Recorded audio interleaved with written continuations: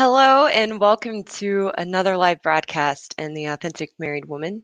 I am your host, Karen Seitz, and I am a coach and a mentor for married women to teach them how to find their happiness within and regain their sense of self and get themselves untangled from their marriage and from their husbands so that they can solve the issues and have the life and the marriage that they always dreamed of. And I'm also here to share with you the things that you have control over to change and to improve in yourself and become better for yourself that can drastically impact your marriage in a very positive way. So this group is a women's group and we're focused on what you can do as a woman to change your life, to change your marriage so that you can be empowered and not be trapped and feel stuck and like there's no way out of the problems that you have in your marriage. So today I wanted to come on and talk about how to put the spark back into your marriage and into your life. And really what we're going to be looking at first underneath that is why we get bored in a marriage and why we think our husbands are boring and really tease that apart so you can see what's really going on so that you have, again, some control to change your own experience so things can get better. So, one of the most common complaints that I hear from the women that I work with or women who reach out to me is they feel like their husband is boring and their marriage is boring.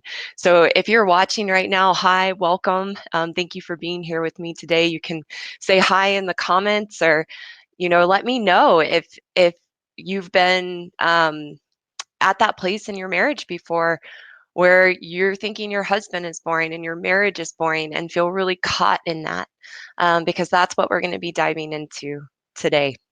So, we're going to look at a few different things. First, I'm going to talk about the expectations that we put on our husbands and put on our marriage to give us this exciting, fulfilling, adventurous, spontaneous life. And then we're going to look underneath that and look at what the real problem is that we feel that way so that we're not stuck in the story and not stuck in our disillusionment thinking that it's our husbands, which will only trap us more and then we can't change. And then thirdly, we're going to look at what the solution is, what you need to do to get out of this space and to put that spark back into your life and to put that spark back into your marriage and that you have control over that. You can be empowered to do that for yourself. So, first, like I said, we're going to dive into the expectations. And the myth that I want to bust today is that we live in kind of this fantasy that our marriage is supposed to be filled with all of this excitement and all of this spontaneity, and that our husband, that the man that we're married to or with, should be there to provide a deep, meaningful connection.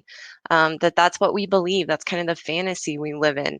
And as you probably have heard, and oh, hi to someone making it to the live video. We're so happy to have you and joining us live.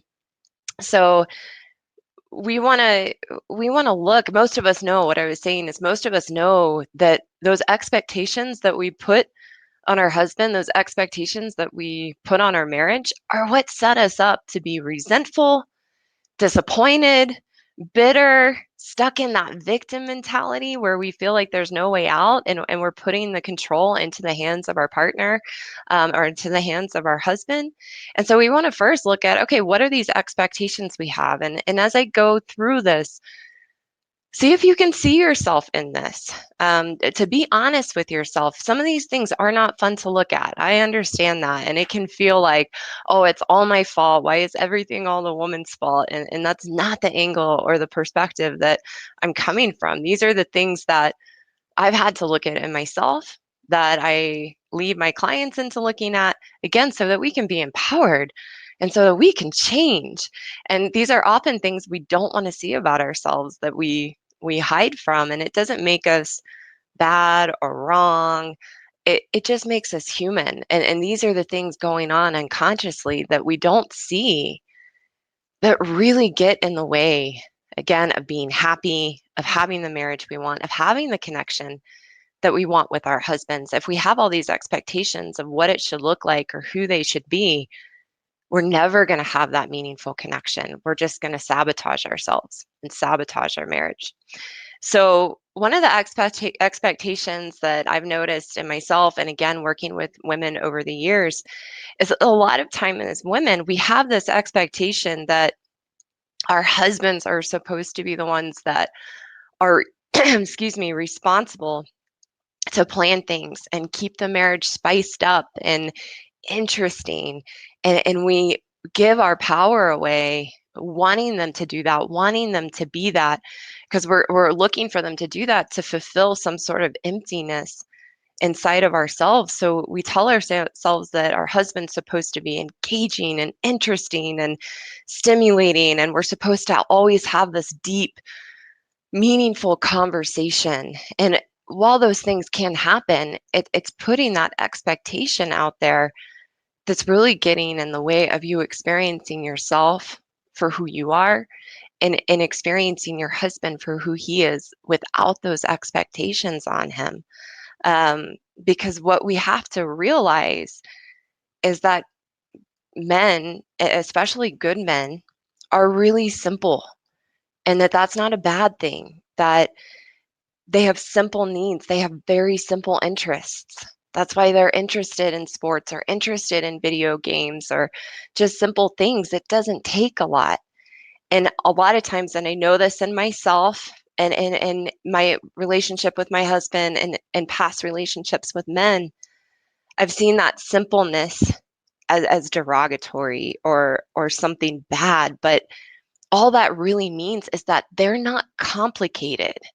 And if we're being honest with ourselves, ladies, we know as women that we can be very complicated and very complex. I share this quite a few times in some of my videos, that one of my favorite memes that I've seen is a picture of a single railroad track, and underneath it, it says a man's brain. And next to it is this picture of like an old school computer with all these wires and connections, and it's all crazy looking, and underneath it it says a woman's brain. So we tend to be very complex and very complicated, and that's not good or bad or right or wrong. It's just a difference. Men are very linear, they're very simple, and it doesn't mean they're less in capacity, it just means they're wired differently. So when we're putting this expectation on them to have constantly have this deep, meaningful conversation, and for them to be spontaneous and plan these elaborate things to give us excitement and adventure, we're really setting ourselves up for disappointment. And then we can never accept our husbands or accept the men in our life for who they are, and see all the wonderful things about them that they do have and how they do show up.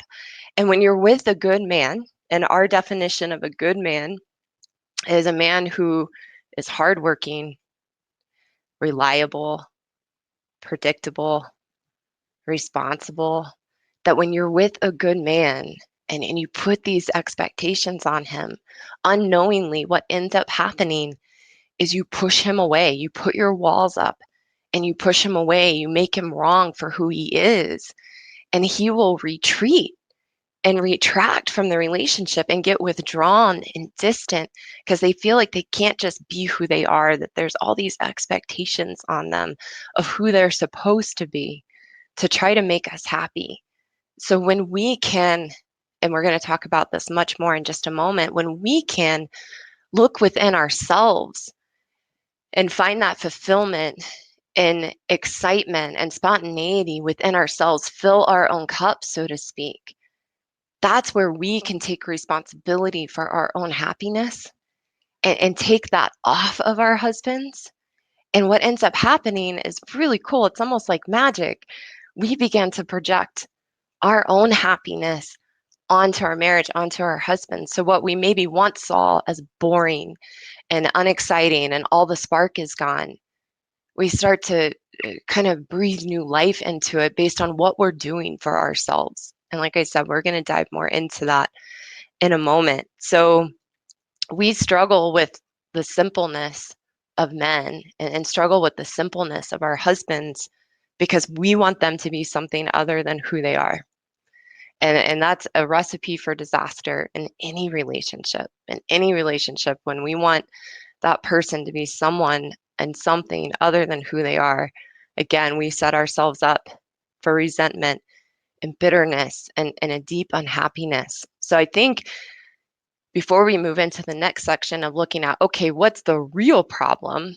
I think this is a good time to give you a reminder of our three principles that set the framework for our group and tie it into this. So again, these are the things that you have control over, that you can change, that can make a world of difference in your whole life. But the first principle is that you are responsible for your happiness. So in what we're talking about, if you can see that when you're putting expectations on your husband to be someone other than who he is, to fill your life up, to make it exciting, to make it spontaneous, you're putting your happiness in his hands. You're not looking within yourself for that happiness. And again, that sets you up to have a really unfulfilling relationship and a really unfulfilling life. So it's switching the focus back onto you, that you've got to be the one to find your happiness within, to fill your own cup. And the second principle is that the only person that you can change is yourself. You can't change your husband. Your husband can't change you for you. And I know that can be a tough pill to swallow. We really wish that it worked that way, but it doesn't. And so if you're wanting your husband to make your life exciting and to provide you with adventure and provide you with excitement, and he's not that because he's simple and he has simple interests and it doesn't take a lot to make him happy, then you're looking outside of yourself and wanting him to change, thinking that's going to change your experience. And I know it can really seem like that. We really buy into that story that we have. I've been there. I still go there sometimes, and luckily I have the tools and the perspective to recorrect myself and say, no, Karen, he is who he is, and he's a good man, and he shows up and he's there. And so if you think him changing is going to change your experience, then you've got to refocus on yourself. And so if you're expecting him to be something other than who he's not, you're wanting to change him. And that's a trap for you, for him, for your marriage. So you've got to put the focus back on you, that you're the only one that you can change. And then the third principle is that being an authentic married woman, or just being an authentic woman, being who you really are, is having a relationship with yourself. That you know what you like, you know what to do to make your life exciting and fulfilling and adventurous. And then you can bring that into your relationship and share that with your husband without the expectations that he's supposed to do that for you, or he's supposed to be that way too. You get to just be yourself. And that is a total game changer, for any relationship, when we can be vulnerable and open our hearts, know who we are, have a very deep relationship with ourselves, which isn't just seeing the good things about who we are. I know that can be counterintuitive. The way that I always worked, before I found this process and this strategy and saw what really worked, is I was always trying to think a relationship with myself was just seeing all these good things and seeing all these positive things and just being positive and just try to be happy. But I ended up feeling like an imposter, and I felt really fake because I wasn't addressing the things in myself that were unhealthy, the unhealthy patterns, um, the things I didn't like about myself. I was always sweeping those under the rug and trying not to face those. And what ended up happening was all those things that I didn't like about myself and that I didn't want to see about myself, I ended up projecting on my husband and thinking it was him and thinking it was the marriage, which got me really, really stuck, which then pushed me to find a new way, which is what I'm teaching other women. So when I started to build a relationship with myself, I began to feel stimulated in my life again.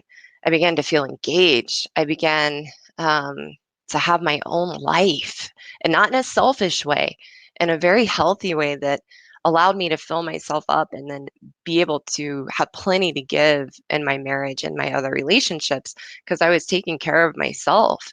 And then I began to feel like, wow, my marriage is exciting. It is very fulfilling, but it had to start with me. So moving forward and what we're talking about today, the one last thing I want to add before we look at, okay, what's the real problem here? If it's not that my husband's boring or it's not that my marriage is boring, what is it then? And we're going to look at that. But wanted to touch on one thing. A lot of times before we get married, and you might look at your past relationships or men that you went after, we often are really attracted to what we call bad boys, the opposite of a good man. Bad boys are untrustworthy. They're not, it's very important to know bad boys aren't bad people. They're just the kind of men that live life in the fast lane. They're not trustworthy. They often have an agenda. They're unpredictable, very dramatic. And we tend, as women, for a while, through some period of our life, we tend to be drawn to bad boys. But somehow we end up marrying good men.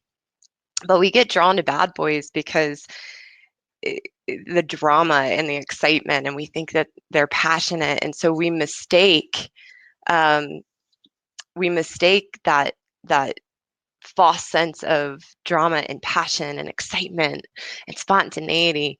We confuse that because what's actually going on is that's a lot of emotional volatility. That a relationship with a bad boy by nature is dysfunctional. It can't be healthy because at his nature, he's untrustworthy. And that's why I'm here to help women who know that they're with good men, know that they have their walls up, because that's a relationship that can be solved almost overnight. But a relationship with a bad boy is always up and down and every which way, and you don't know what to expect. But we think that's the excitement and that's the passion and the drama that we want. So then we look for that in our marriages with our good men, and it's just not there because they're simple. And that's what we see as the problem with a good man, is that he's predictable and reliable. And so we perceive that as boring, that they do the same things over and over again. And so we perceive that as, oh, they're so boring, when really they're reliable. And they can be a creature of habit, but that's not a bad thing. That's who they are. It's what's going on inside of us that we're not wanting to take responsibility for why we're bored. So let's get into that now. So if it's not your husband that's the problem, or your marriage that's the problem in terms of being bored, then what is it? And a while back in the group, I posted a quote from my mentor. And I remember when I started to first look at myself having my walls up and look at myself as being unhappy, I was very bored in my marriage and thought my husband was incredibly boring and didn't have a life and never did anything exciting and never planned anything for us. My mentor was trying to help me see, Karen, if you're bored in your marriage, it's because you're bored with yourself and you're bored with your life. And I was like, ouch. And I didn't want to hear that. I was like, no way, it's totally my husband. And I had to sit with that. And so the quote I posted a while back in the group was, if you are bored in your marriage, really, it's because you are bored with yourself. That we have to hold a mirror up, and we have to look within ourselves to see that it's us. That if what that means is, if I'm not doing the things in my life that bring me joy, that bring me happiness, that stimulate me and keep me engaged in my own life, then that's why I'm bored. It's not my husband. But what happens, because again, you've seen this a million times in the videos, what happens is, here's your husband in your marriage, and we get lost in that. And we lose our sense of self identity. We lose our sense of self. And so we become disillusioned unknowingly. That's just how the mind works. We become disillusioned. And because we're tangled and because we're enmeshed, we think that boredom, that lack of excitement and fulfillment in our life, because we don't have a self, because we've lost ourself in the marriage and in our husbands, we unknowingly think it's them. That's why we're bored and unstimulated and not excited and not having an exciting life. So we have to start to pull apart and untangle ourselves so that we can have a sense of self and and take the focus off the marriage and take the focus off your husband and just put the focus on yourself to say, okay, what am I not doing for myself? Am I putting myself first in a healthy, constructive way? Am I making time for myself? Am I setting dreams and goals that I want to accomplish in my life? Because if I'm not, before I can put any focus on my husband or anyone else as to why I think I have the dull life I have or the dull marriage I have, if I'm not doing those things, I've got to look at myself and I've got to start there.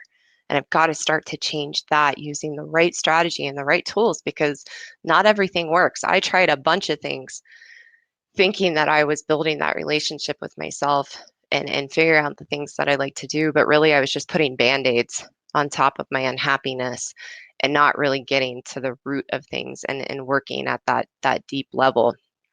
So again, what happens is we project our own boredom with ourselves onto our husband because we don't want to take responsibility for that because the mind perceives taking responsibility as daunting and overwhelming and way too much work. So we want to put it on somebody else unconsciously. But when we can shine the light on that and begin to be vulnerable and honest with ourselves, then we can begin to fix that. We can begin to make new choices and show up differently in our lives. And it puts the power and control back in our hands in a healthy, constructive way. So let's look at some of the excuses that we have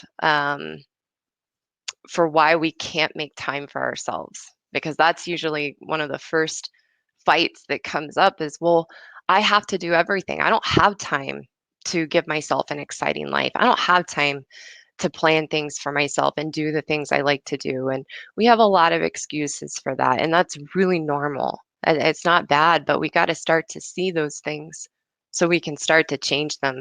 So as I go through these, see if you can relate to some of these excuses that you have in your life for why you can't make time for yourself and do the things that make you happy and give you a sense of spark and excitement in your life. So a really common one is that we make excuses around, oh, I have kids and they have all these activities. I couldn't possibly find time for myself because I've got to do all these things for them. So that becomes an excuse.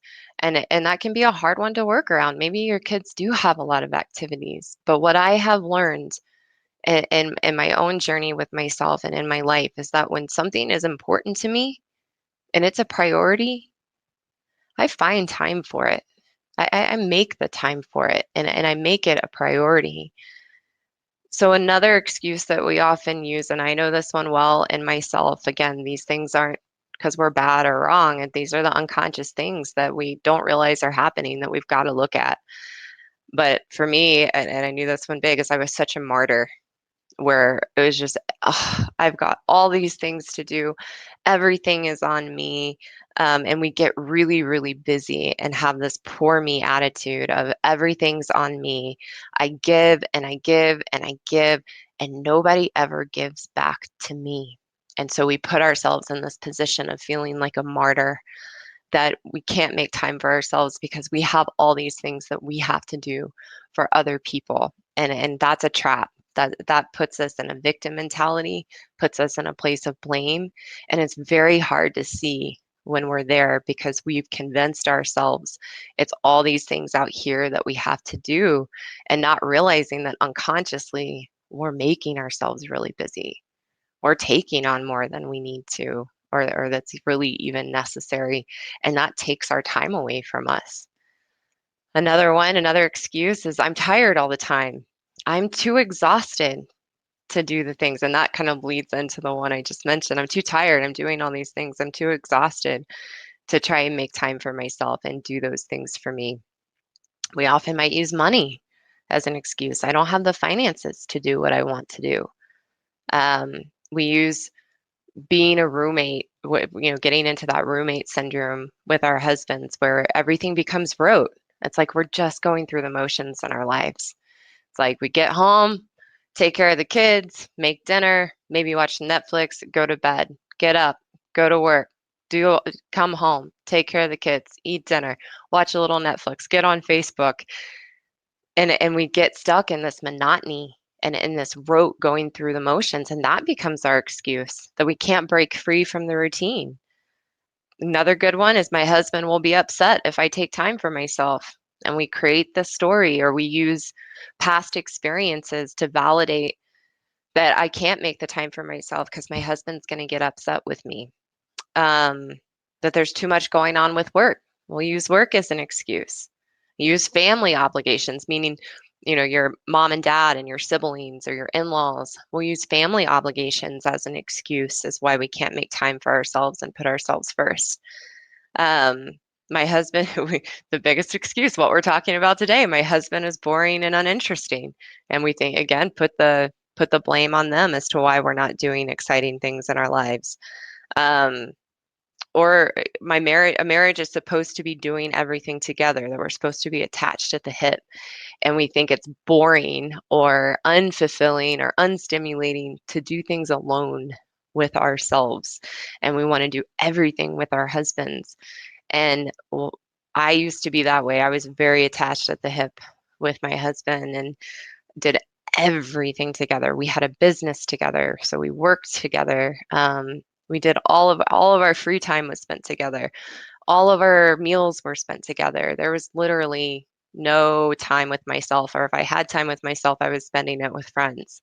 And I didn't want to be alone with myself. And that's because I would have to slow down and face all the things that I had been running from and avoiding and distracting myself from because I didn't know what to do with those things, like how I felt about myself really. And now, having built a relationship with myself and continuing to develop that, I often say, yes, I very much enjoy time with my husband and I very much enjoy time with my family and with my friends. But the level of which I'm able to enjoy just being with myself now, I often will say there's no one I would rather spend time with than myself. And I don't mean that from a selfish place, but from a deep place of being happy and loving who I am and not wanting to be anybody else but me and having a deep appreciation and a deep sense of self-value for myself from a very healthy place. And so it's very fulfilling to spend that time with me. And then oh, that was the last one. So those are all the excuses. And you might think of more. If you can think of some other excuses that you have for why you don't make time for yourself and put yourself first, drop those in the comment box and share. The value in that is we can see we're not alone and see that we're all up against the same stuff, and that kind of normalizes it. So definitely share that. If you can think of some other excuses you use to not make time for yourself, then share that. So the solution is obviously to start to build a relationship with yourself and make time for yourself and put yourself first in a constructive way. We often have a negative connotation with that putting ourselves first is selfish. But I mean it in a healthy way where you're prioritizing yourself so that you can fill your own cup and have plenty to give in your life and your relationships. And the other part of the solution is we have to risk being vulnerable. So I'm going to post a clip in the comments when I'm done of a small clip of Brené Brown, who's an expert in vulnerability and shame. And she has some wonderful talks, and you might be familiar with her, but she's someone that I really look up to and really resonate with her message. And she talks about vulnerability and having to take the risk to be vulnerable in order to change and experience happiness and experience joy and experience creativity and fulfillment and stimulation in life, that we often hide from vulnerability because we associate it with a lot of dark emotions like grief and pain and feeling unsafe. But if we hide from vulnerability because we don't want to feel those things, we also miss out on the positive experiences of being vulnerable. Like I just mentioned, the joy, creativity, change, innovation, I think is one that she uses. We miss out on all those really positive experiences of vulnerability. So you've got to learn to be vulnerable, to take a risk that maybe your husband might not understand, or maybe your kids won't understand.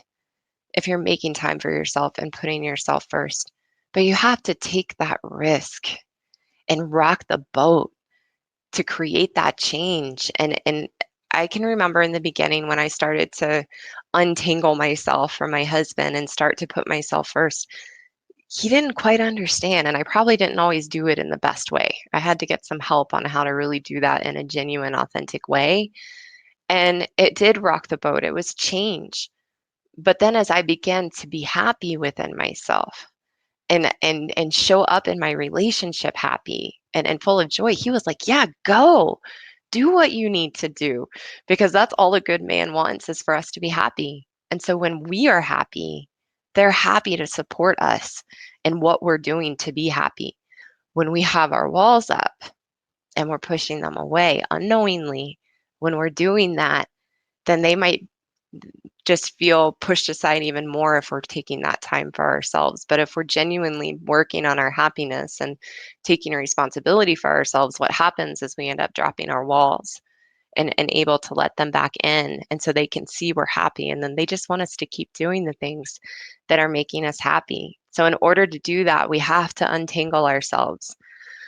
We have to learn how to do that and put the hard work so that we can put ourselves first, and do the things we know we need to do to feel good.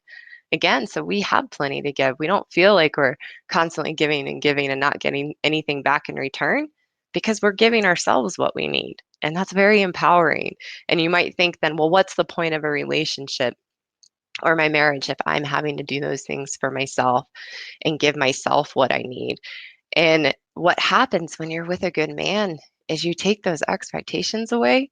And one of my favorite quotes, I didn't come up with this, it's an author that I really like, but she says, he'll slay dragons for you all day long. That when I'm happy within myself and I drop my walls and I'm giving those things to me, my husband steps up in ways that I never could have imagined. And I can actually recognize it because I'm not expecting those things from him. And then my relationship and my marriage also becomes my greatest teacher, to teach me to do all the things that I've always wanted a man to do for me or someone else to do for me. I learn to do those things for myself, and I find my strength and I find my empowerment, and I feel good in my life and I can be happy. And my marriage has been the number one vehicle, so to speak, to teach me that. And so that's why I'm married and in a relationship, not to get my needs met, to learn and to grow, and to learn to share myself fully without walls, open-heartedly with another. And that's the experience I get to have in my marriage. And that's what I teach other women how to do. So, what really pushed me to do this is that my husband works nights. So, we have totally opposite schedules. And when he first started working nights, I was at a total loss. I was angry. I was upset with him. I was very lonely because I had never been pushed after getting married and being in a relationship for so long. I had never been pushed to have that time with myself. So all of a sudden, I had all this time with myself. And because we were always attached at the hip, that was a really, really hard transition for me. But it pushed me to get to know myself and then take the burden off my husband to give me a life and to give me excitement and give me fulfillment. And I began to give myself my own life.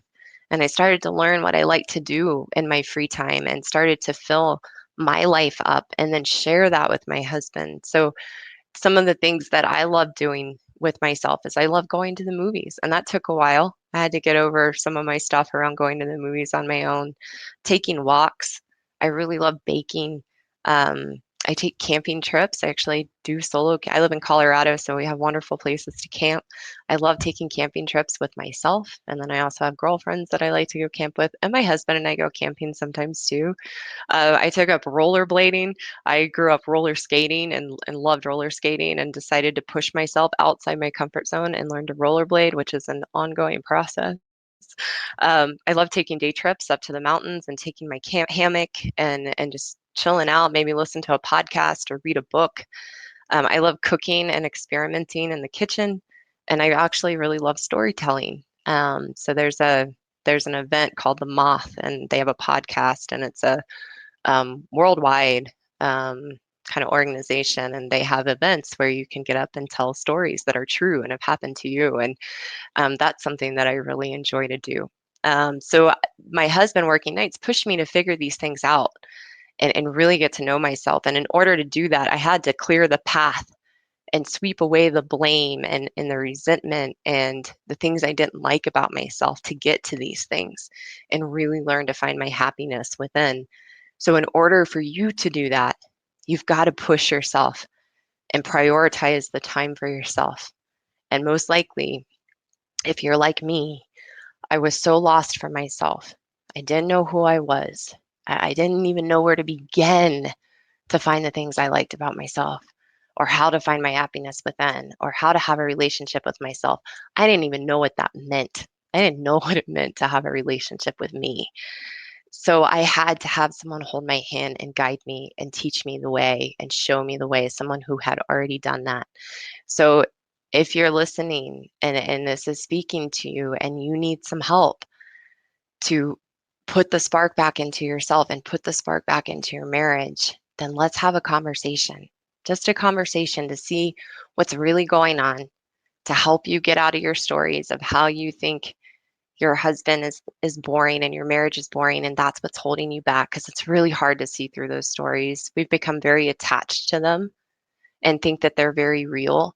And so you and I can get on a call and get underneath that, get underneath the stories to see what's really going on and help you come up with a game plan to turn this around and to build a relationship with yourself and find happiness within and learn how to do the things that you love to do and bring excitement and fulfillment into your life. And I would love to help you with that. And of course, you might want to work with me too. You might not. We might decide we're not a good fit. That's okay too. You will find so much value in just having a conversation. And it's my joy and pleasure to be able to support women and show them a different way and help them see a new way, regardless of if we work together or not. So you can private message me and we will set up a time for a free 1 hour breakthrough call to just have a conversation and see what's really going on and help you see what you can do and put together that game plan. So, just in wrapping up what we were talking about today, real quick, is that we get trapped in this illusion thinking our husbands are boring and they're what's causing our life to be unfulfilling and unexciting. And when we have those expectations, we set ourselves up for disappointment, resentment, bitterness, and we get really trapped. So, we have to be able to look within ourselves and see, what am I not doing in my life? How am I not giving myself things to do and prioritizing myself and putting myself first so that we can begin to put the focus back on ourselves, change the things we have control over to change, and begin to bring that excitement and fulfillment back into our lives. And in doing that, you will notice dramatic shifts in your marriage.